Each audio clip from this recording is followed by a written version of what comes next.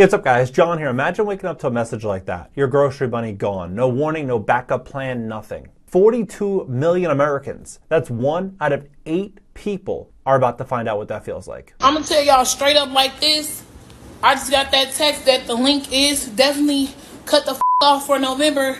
Y'all better stay the out of my way in these stores. I'm walking out with carts and I'm not paying for shit. 41 million people are on SNAP benefits. Do you know what the percentage of the population that is in the US? About 13%. What do you think is going to happen when we cut off 13% of the food for the population? 40 million plus Americans are going to be struggling to put food on the tables come November 1st. And this isn't just another Washington story about a shutdown. This is lunch and dinner. This is kids' food. This is Thanksgiving. If SNAP, the Federal Food Assistance Program, does not get funded by November 1st, those benefits stop. SNAP benefits could expire this Saturday as the government shutdown stretches into day 27. The USDA warns the funds are drying up, putting millions of Americans at risk. The USDA has already said it does not have authority to issue any type of financial assistance during the shutdown. The USDA says SNAP benefits will not be issued November 1st because of the government shutdown. USDA's memo reads in part, quote, "Bottom line, the well has run dry. There will be no benefits issued November 1st. That's over $7 billion a month that flows directly to the stores.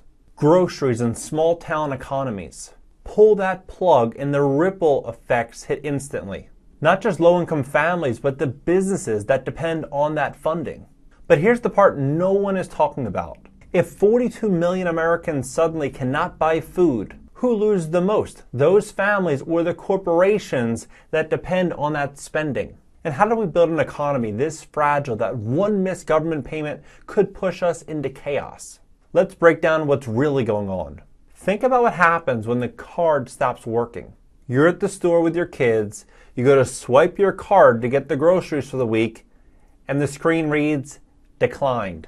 Not because you overspent, but because the government ran out of time. For a single mom in Detroit, that might mean she skips a meal so her kids can eat. For a retired couple in Florida, it could mean skipping food so you can pay for a medical bill or housing. And for millions of Americans, it means going to work hungry. The average price per kid per week for daycare in America is over $300. You have 2 kids, double that. You're looking at $1,200 to $2,400 plus a month just for someone to watch your kids. These are your veterans, your single mothers, your single fathers, your low-income families, your grandparents, your senior citizens, your foster children, your foster parents, who have worked every single day to make sure that their family is taken care of and to make sure that their children are fed. And there are people on here excited to watch them suffer. Because yes, most people on SNAP do work. SNAP isn't just a lazy handout, it's a lifeline. It covers about $200 a month per person. That amount of money does not get you very far. When that disappears, people don't just tighten up their budget. They hit the wall. Food banks are already warning that they cannot handle this national cutoff. One organization said it would take every pantry in America running 24/7 to be able to handle this much traffic. And those lines are already long. Come to the Bowie Food Pantry today, where volunteers were working to meet a surge in demand.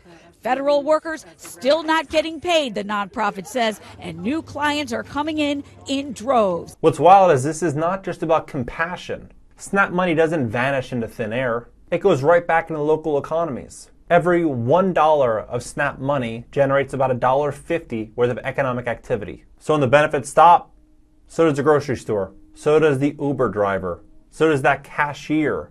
It all stops. And that brings up the bigger question. If families lose and local stores lose, then who's still winning when the benefits stop? Because someone always does. While most people are struggling to make ends meet, there's another corner of the economy that's suddenly booming. And this one could change how digital money works forever. Hey everyone, big news in the crypto world. Dogecoin just took a massive step towards mainstream finance. The House of Doge, which is basically the corporate arm of the Dogecoin Foundation, just announced they are going public on the NASDAQ. Under the ticker $TBH through a merger with Bragg House Holdings. House of Doge is building the real infrastructure to make Doge usable everywhere. Payments, partnerships, yield products, even ETFs. They've already partnered up with Robinhood and 21 Shares. And just this past week announced a major partnership with In-Kind, which means that Dogecoin will now be accepted at more than 4,700 restaurants, bars, and cafes. That's the first time cryptocurrency has been integrated at that kind of scale for everyday payments. So for anyone following Dogecoin's evolution, this moment marks a shift from meme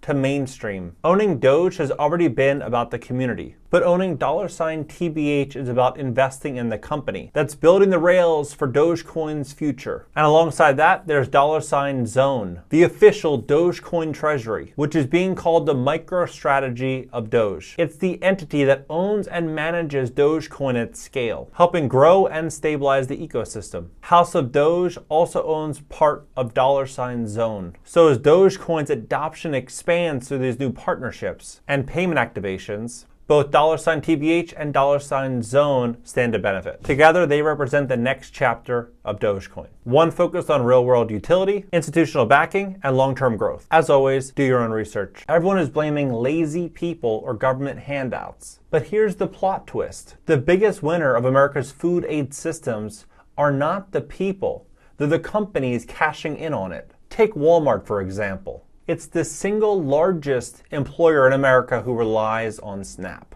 In fact, analysts estimate that about 25% of all SNAP money is spent inside of a Walmart store. That's billions in taxpayer money flowing right to the balance sheet of Walmart. And here's where it gets wild. Big companies get a tax credit. It's called a work opportunity tax credit. It's for hiring people who receive SNAP or Medicaid. About $9,000 per single hire they receive. And they're not required to pay these workers enough to get off of the benefits. So they win on the hire, and then they win on the spending inside of the stores. And then the cycle just keeps spinning again. Low wages, workers get on SNAP, corporate tax credits, record high profits. It's one of the biggest unspoken subsidies in the US economy. Corporations get cheap labor. The government pays part of the bill. And the taxpayer, as always, covers the lion's share of it at the checkout. That's why when people online say cut the benefits, they don't realize they're cutting billions from corporate revenue. SNAP isn't a food aid. It's a built-in support system inside a low-wage business model. So if those payments really do stop November 1st, the first hit will not be the families at the register. It could be retail giants that built their entire empire on those customers, on those credit card swipes. And that's where things get really ugly really fast. Because when people can't afford food, they don't just go hungry. The entire economy starts to crack. Let's talk about what happens next when and if the spending does stop. When 42 million Americans suddenly stop spending, the ripple hits everyone.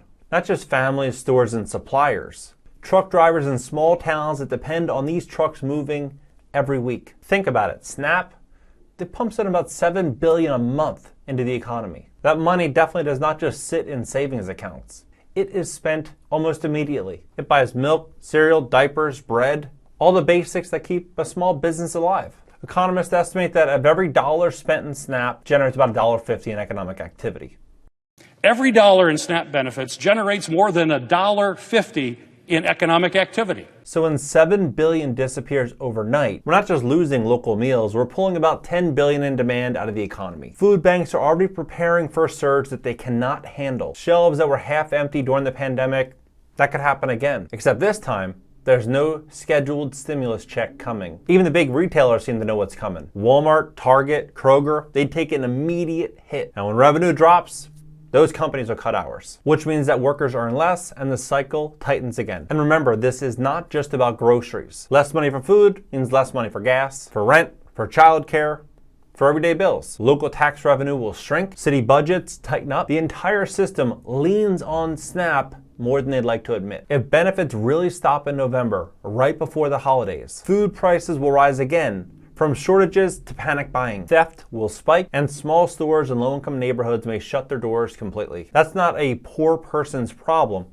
That's a national problem. And the craziest part, even if the shutdown ends before November 1st, we're already on the same path. Rising prices, shrinking paychecks, and a system that's already bracing for something much bigger. Here's the truth no politician wants to admit. America isn't running into a temporary food aid problem. It's moving towards a completely different type of economy. Look around. Prices are up for everything. Food, rent, car insurance, health insurance, you name it. But as that's happening, real wages are flat. And automation is replacing entire industries faster than workers can retrain. Amazon replacing 600,000 workers with robots. We have Amazon now planning to replace more than 500,000 jobs with robots. The safety net that was supposed to be temporary, like SNAP, Medicaid, housing vouchers, is quietly becoming a part of how the entire economy works. Because when the middle class can't afford the basics, the majority of Americans don't make enough money to cover some of the basic costs of living, like healthcare and rent.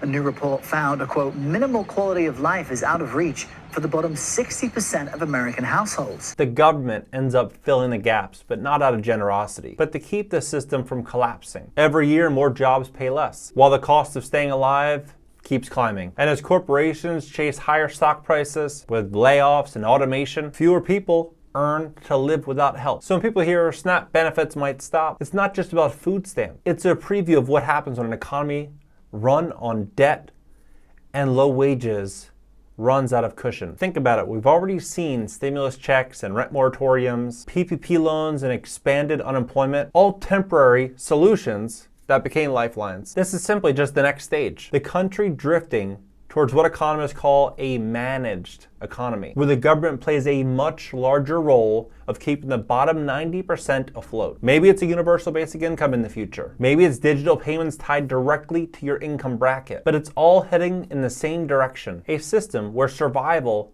isn't solely dependent on hard work anymore. It's regulated by policy. And when you step back, the SNAP crisis isn't just about benefits being cut. It's a full-fledged warning sign, a preview of how fragile things have become for tens of millions of Americans, millions of whom are doing everything right but still falling behind. Because if 42 million people missing one payment can shake the economy this hard, maybe the problem isn't the people asking for help. Maybe it's the system that needs them to keep it running. The system isn't breaking. It's being rebuilt to protect who it served. Now, I believe the odds of this happening might be 5, 10, 15, 20%, which is a lot. Like, it's a very high chance given the scale of how big this problem could be. But I think more likely than not, the government's going to step in, bring forward some type of spending bill. They're going to come to some type of agreement because at the end of the day, you remember 2020, those corporations, they benefited immensely from all of that.